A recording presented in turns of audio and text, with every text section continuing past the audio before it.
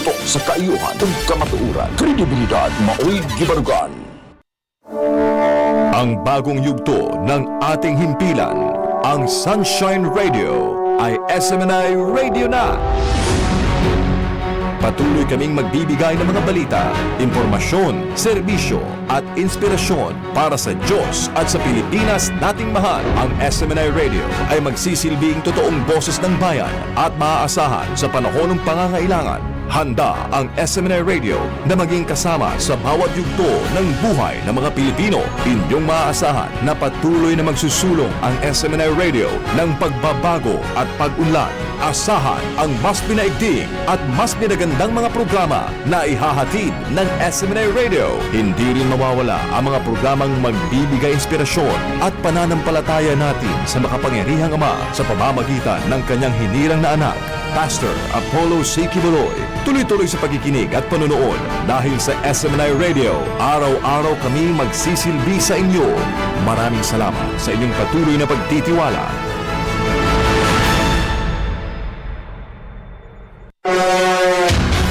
Serbisyong Kapartner ng Bayan.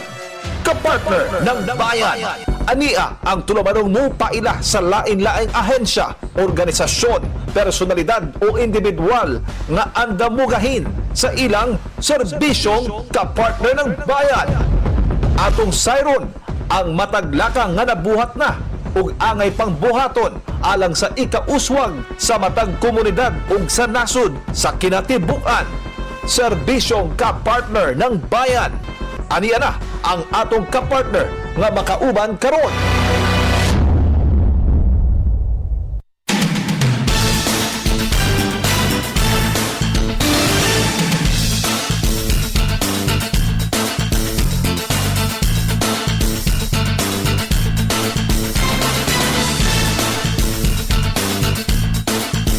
Good afternoon mga kapartners! It's another productive episode na po na atong pag-aubanan diri sa atong programang Serbisyong Kapartner ng Bayan. Kamo na mina sa atong CBN ng DYAR, SMNI Radio, Cebu. Kumusta mga kapartners sa atong kahaponon? Init ba? Ulan ba sa inyong area? Kumusta mga kapartners? Uy, doy kayo ito, nangitabo no? Sa Nepal. Grabe. Madto nga disaster ba? Digid, nako, tao na lang no? Kung kung ikaw naakad tong in the middle ba, no? Dito sa flash flood, mud flood, no? Ang nahitabo kay as explained by the expert, naglinog sa may bandang Himalayan areas, no? Somewhere in Tibet. Kabulong ka, ang tawag man gud sa ice nga ninggahi nga wala siya kaus-us, no? Glacier ang tawag ana. Pero problema man gud kay katong paglinog daw, no, syempre teorya ra po din sa mga eksperto, paglinog daw nabuak daw tong glacier, no, na portion nga nabuak dito. Di na basta-basta nga buak ka, mura na dako kay isla nga ning buak mga partners. Onya pagbuak niya ning daos-dos siya dito sa lake, no, na lake nga dako po dito sa ibabaw na motoy ning hapak dito sa ubos, no, o paghapak niya sa lake, lawa, di ba, lake, oh.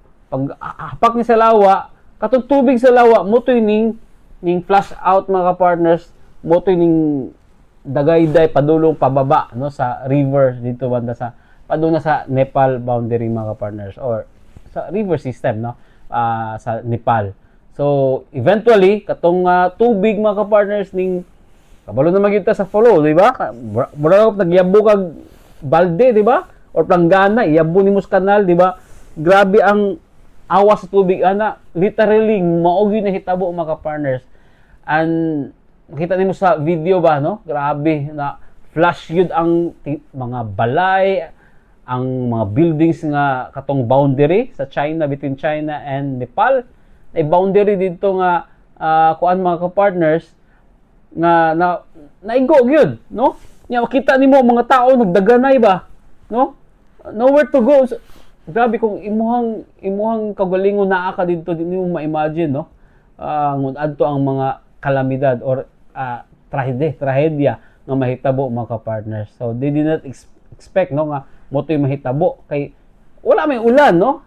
Sa may bandang Nepal daw wala may ulan for the past how many days, no? Nya nganong kalit naman nag-flash flood. So mo to explanation pagka naglinog dito sa may bandang taas, no, nabuak tong glacier, and then ang glacier ning hapak sa lake daw, nya katong tubig sa lake mo to ning ulbo hantod ning agas siya dito sa river system.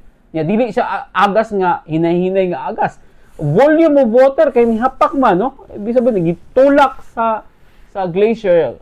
Imagine glacier is a block of ice na solid nga ning hapak din sa lake hantod ni, di ba? So di na ko ma-imagine mo tin hitabo mga partners, no? O syempre grabe, no? We feel sorry nga ano na hitabo. Until now missing, daghan pa kay missing mga partners. Anyway, makaluya nga balita, but anyway, padayon ta mga partners atong programa, no? O this time it's another productive episode na pod atong pag-aubanan. And kabalo mo mga partners, no? Adunay eskwelahan diri sa Cebu nga nag-excel, no, sa robotics. Kabalo mo robotics, di ba? Few people lang yun naka-kuan ani, no? Especially kining mga robotics is syempre dapat hawd ka sa math, science, di ba? Kay it involves technical, no? Labi na sa mga bata nga mahilig ani mga partners, o special mention ako mga partners kining Marie Ernestine School nga nakakuha sila mga partners sa ilahang World Robot ilahang kining gitawag nga kuan, no? Ilahang World Robot Inspire Award, no?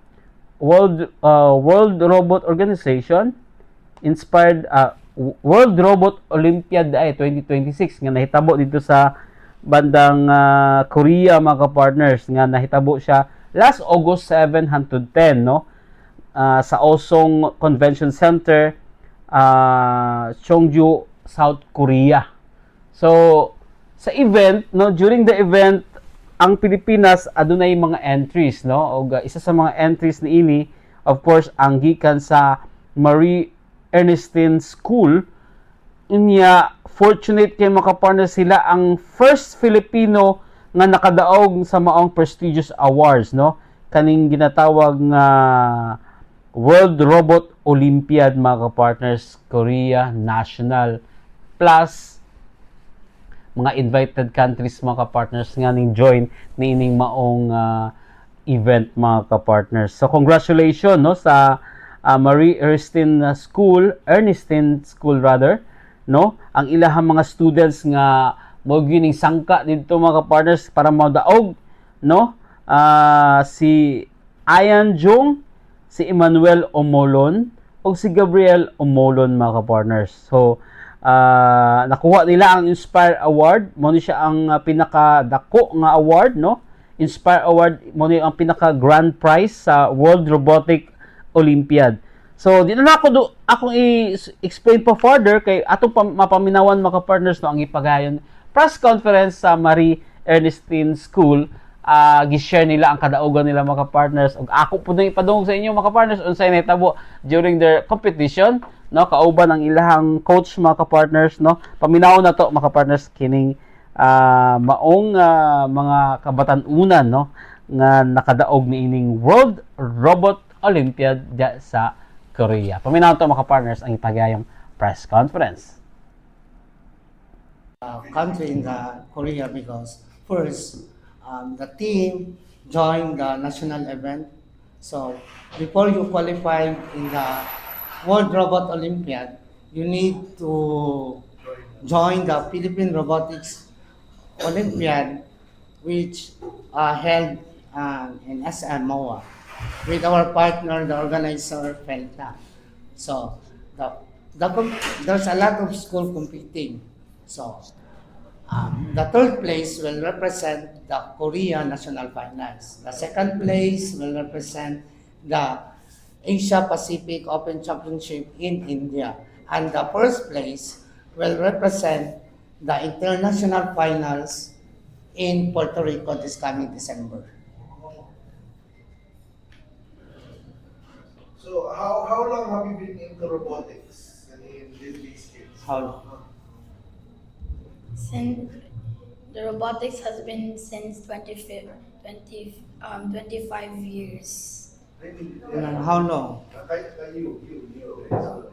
How long will you How join many the? years have you been into robotics? And Well, actually, this is our first time joining, and we tried our best to secure first place, and we pray to God that we will our robot will be perfect in all the missions, and we managed to get first place. So, Wanda, is this a subject taught in your school, or you are a club, or you have a club in the school? Can I answer? Yeah, sure. That's why. So, robotics is part of our curriculum since 2012, in which we are part of the robotics, Philippine Robotics Academy. So, all of the students in Marie Ernestine School, starting from grade 1 to grade 10, have a subject robotics. So these kids, since grade 1, they studied robotics. Yes. So how did you pick these kids to represent the school? Again, pardon? How did you pick these kids to represent the school? This is free for all. So, first, for me as a coach, I'm scouting these kids because they show me potentials. Because robotics is more on problem solving, mathematics. So, in real life, so we teach them how to solve a real situation. Because, robotics is a situation to be solved. That's it. So tell us about the competition. What was the problem that they tried to solve in the World Robot National National. in Korea? In Korea. What was the challenge that was given to you? What was the challenge? The mission in What is the mission in the all finals about? in the World Robot Olympiad What is the mission? in Korea? When you were in Korea, what was the mission given to you? For your robot, I mean, What will the robot do? yeah, what did the robot do? The robots complete the missions that are required to us. Yeah, can you tell us what missions are you have? Amen. What missions did he give you? The robot got like cables from our mission, and they planted them where it's supposed to be. And there's a lot of missions, but it's also instruments and notes. The microphone has to be put in the proper position, and all of the guitars, the instruments has to be put in a different place. Can I add? Okay. The World Robot Olympiads depend on the country.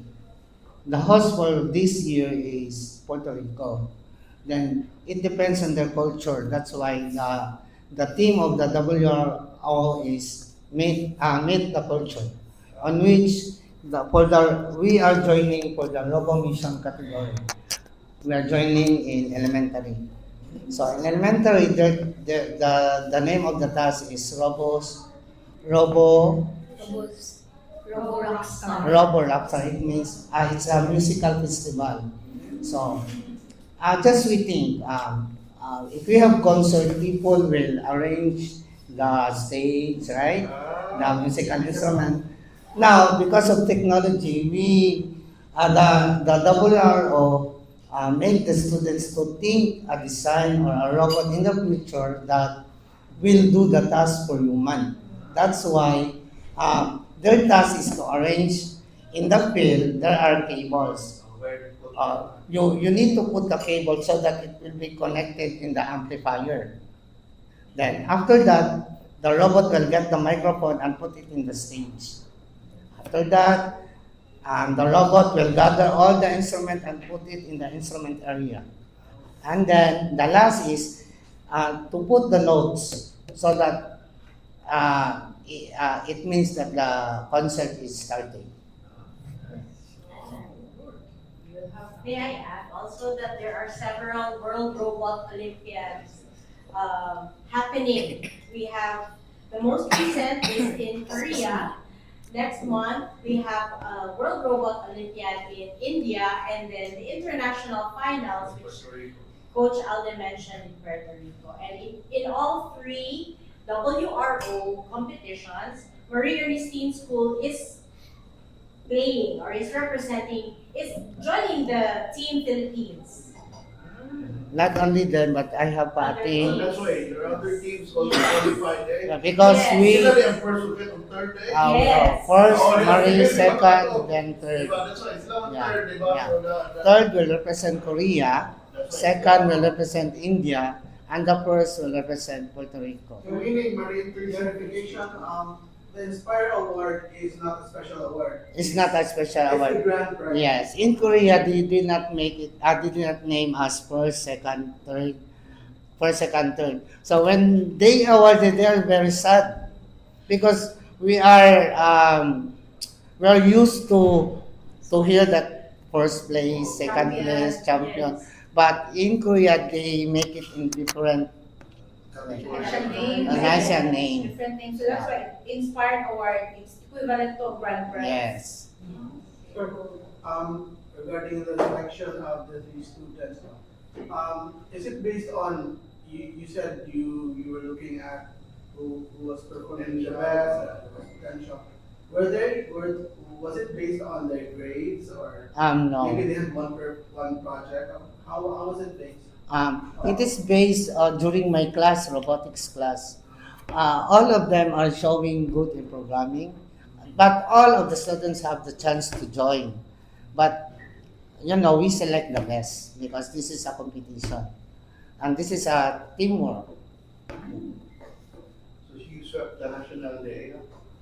Yes, You swept the this is national- our first time since 2012 that the three teams got in order. So they are grade 6. Oh, great. Grade 5. We started for the Robo mission. It started with grade 4 to grade 6. From 9 years old to 12 years old. Team Yeah. also. Nice. So what's next for the three young guys, sir? What's next? Maybe they have more activities this year? They will be preparing for the next year for another challenge. But the one will play in India is the same Oh, yeah. event, the same mission. Wow. Okay, great. So we compete against I think 90 Korean teams and 41 including Philippines, other country. The last competition. Yes, in Korea. But 90 schools, Koreans. No, Korean teams. Korean teams. So the Philippines. Only one team Ah, in sila elementary, are- yes. Okay. So aside from Korean teams, are there other teams from other countries? Yes, there are three. The China, they brought three teams: Macau, Vietnam, Hong Kong. So all in all, how many teams competing? More or less 110 teams. 110. So Philippines, China, Korea, any other countries? Yes, Hong Kong, Hong Kong, Vietnam. Vietnam. So how many countries all in all? All Asia? all Asia. All Asian countries? Yes, because this is invitational. Okay. Though it is a national for Korea, but it is an international. Yeah. Their ranking is not based on Korean. The ranking is based on the international. They are ranked according to their scores. Because in this mission, there is a score. So you need to make they need to make the robot to get a score, a maximum of 255 plus a surprise roll 30. So this is the robot. Yeah, this is the robot. Okay, so It's made up of Lego. yeah. So what does it does? Yeah, the work is very simple. The work of the robot is just to pick and drop. The sensor is used to detect colors because in the competition it is randomly placed. So the team don't know what is the arrangement. So that's why I train them how to make a program that can solve a lot of randomization. Like in mathematics, it is a probability. So there are 4 colors that being randomized. So as a math teacher, I know the probability. So I explained to them how to get the 16 randomization 4 factorial. So that's why during our practices, our strategy is you need to full charge the robot and run it according to the 16 randomization. So how long does it take to make this model? This one. Yeah.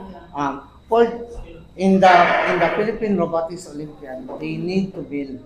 So they are given a 2 hours and 30 minutes to build and practice. Okay. But for the training of the school, it takes when we have our training during summer, it takes 2 months 2 months. because you need to explain to the students what are the function of the motors, sensors, like that. Though they are being taught by the school because it is part of our curriculum, but during the training just to refresh them. Specific Yeah. vision. Yes. So this is the trophy. Yes. Yes. And this is the yun. That is there? Okay. Inspire award. Is there any cash prize for No. that, sir? Just honor and Yeah. prestige. So in this competition, there is no registration. There's a registration, but no cash prize. Cash The prize. registration, sir. How much is the registration? I don't know about that. We just pay the expenses.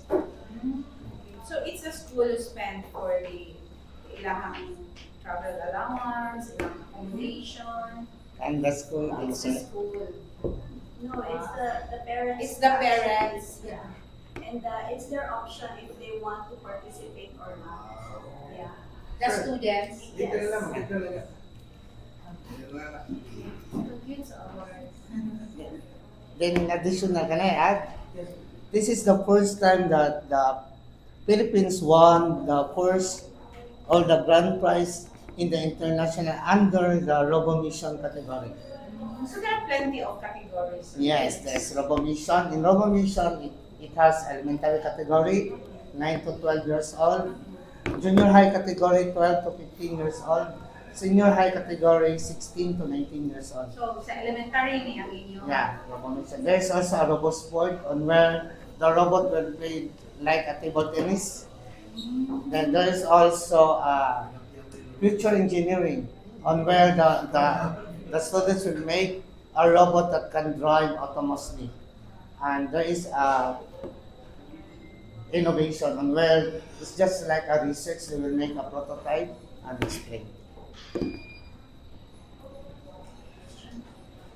Sure, also talk about the PRO, the teams that competed in the PRO. How many enjoyed the Philippine Ah. Robot Olympiad? For the Philippine Robot Olympiad, there are only 48 elementary school participating, means 48 teams in elementary. And Entire Philippines. yes, You're competing against Ateneo. Yes, In Ateneo. Cebu, how many Cebu teams joined? How many students? in Cebu, we are only 2 schools, the Danao, the Kepler, and the Marine Ensign School. And asa mo sa sir? Kepler from Danao. I don't know. Sir Mark, na sila sa cut-off na age, sir, no? So, next category na sila. This one is 10 years old. Dami. Ian and Gab will be next year will be junior high category. So lahi na rin sila ang category Yes. next year. Dapat junior high and very early stage. Up to senior high So, school. naging mo robotics teams. But si Emmanuel, he can join the junior high. That's right. Because- What's the global international IR course? Sir, sa future sa robotics na to, sir, na nag-department siya sa curriculum. We know that this generation we are involving about technology. So we prepare our students to face in the future. Maybe they will be our inventors, something like that. So I'd like to ask the kids, why do you like robotics? Each one of you, why do you like robotics? Program. Why? Because Okay, go ahead. Because I joined playing with Lego since I was about, I think, 7 or 8. So that eventually led me to robotics. Yeah. I'm actually enjoying robotics because I also like building Legos and playing with robots. I was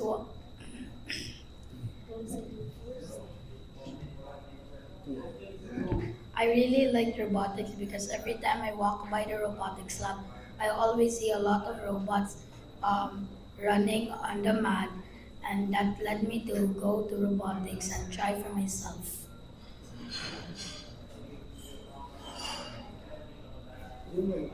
Marie Ernestine School also offers as part of its curriculum coding education. We started making it part of our curriculum just this year. So hopefully we will also be joining more competitions. But the robotics competition started in 2011.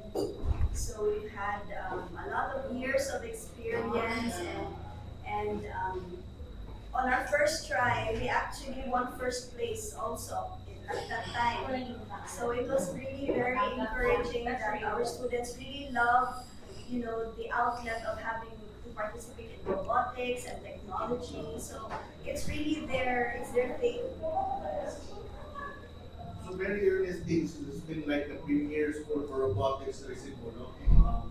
Like Kamuy Una, one of the first, and until now. So, I mean, what are why do you keep on doing this? What's your motivation? I mean, do you have any success stories sa mga bata from 2011? How are they doing now? Were they able to apply this to their pagtakbo kanila? Actually, I think it's the culture that we are building, and a lot of our graduates have had their own successes. It's hard to trace that it's exactly because of robotics, but I think it's the confidence that the children have when they are able to perform and achieve certain tasks that they can relate in the real world. So if they can do it in a simulation like robotics, that gives them the courage that they can do this in the real world. These are real life problems that are solved in the world robotics, the Philippine robotics.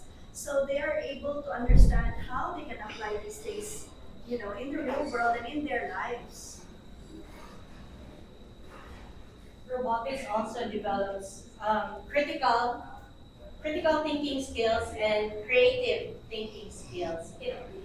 It promotes collaboration and cooperation, which is one of the 21st century skills that the Department of Education is pushing that all schools incorporate in their curriculum.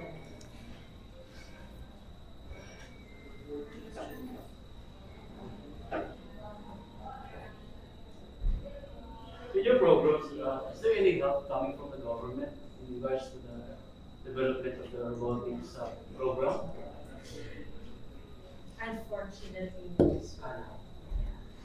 How about DOST? None? On your own, you can make. yes. Yeah, actually. And the thing, the OST is really pushing for robotics in Germany. Then maybe we should approach them. Yeah, they are. Tagal sila promotion. Alright, mako na mga partners, no, ang press conference nga gipahigayon sa Marie Ernestine School. Congratulations, no, sa inyong mga student and of course ang school itself, ang inyong coach, no, sa pagkampot sa World Robot Olympiad, no, sa Korea, sa South Korea, mga partners, nga gipahigayon niadtong August 7 hangtod 10, no. Og syempre, first Filipino to win these prestigious awards, no? Di basta-basta ni, no? Robotics. Lisod kini paminawon pa lang, no? Lisod kayo, labi na buhatan mga partners. So di man ta mga O maggintaan na linya no sa science and mathematics, pero bilib po ni mga kabataan unan mga partners no nga naingon ani nga mga talent. So at least napaminawan nato, na share nato sa inyo mga partners ang ilang kadaugan at sa Marie Ernestine School. Ang location aning school mga partners diyan na siya sa Talamban no. Daghan sila mga actually na mga achievements, dili lang kaning pinaka latest no. Daghan sila achievement up to now no. Nag-start sila kung i-mention ako ni taas na yun no. 2013 nag-start sila, naka first place sila sa mga national na mga competition sa Robotic Olympiad. Hangtod sabak na yun sila sa international scene. Niya nakakuha na sila kapila no nga mga awards niya. Kuni ang pinaka-latest grand prize pa yun. Congratulations sa inyong mga estudyante, si Ian Jung, Emmanuel Omolon ug si Gabriele Omolon no ang inyong coach. Of course ang school kauban si Dr. Marie Ernestine Denise Fahatin no ang inyong school director o vice president for academic affairs no. Congratulations sa tanan. So ang ilaha din category is Robo Mission Elementary category no. Ang ilang title sa ilang robot, ang pangalan sa ilang robot is Robot Rockstar no. Ang Robot Rockstar is ang main task daw niya is kini gi-mention naman ni sa press ko no, was gisulban nako, was to set up a musical festival stage transporting musical gear, sorting coded musical notes, and collecting cables. So, muna no ang ilahang robot nga nakadaog mga partners sa World Robot Olympiad. Congratulations sa mga atong mga kabatan-unan. I do hope nga nakahatag po ng inspirasyon sa uban, mga ginikanan, mga schools nga mo venture po no, mo invest aning maong kalihukan.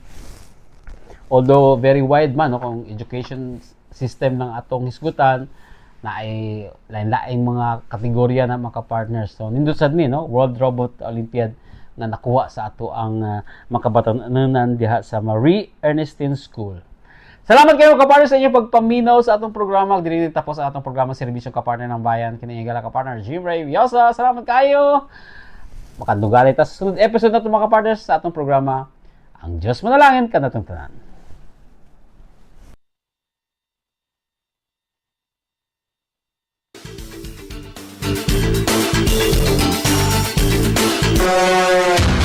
Maugkadto ang tulumanong Serbisyong Kapartner ng Bayan. Ubanay kami ninyo sa sunod na higayon, matag Lunes hangtod Biyernes sa susamang oras, alauna hangtod alas 2 hapon. Dinhi lamang sa DYAR 765 SMNI Radio Cebu.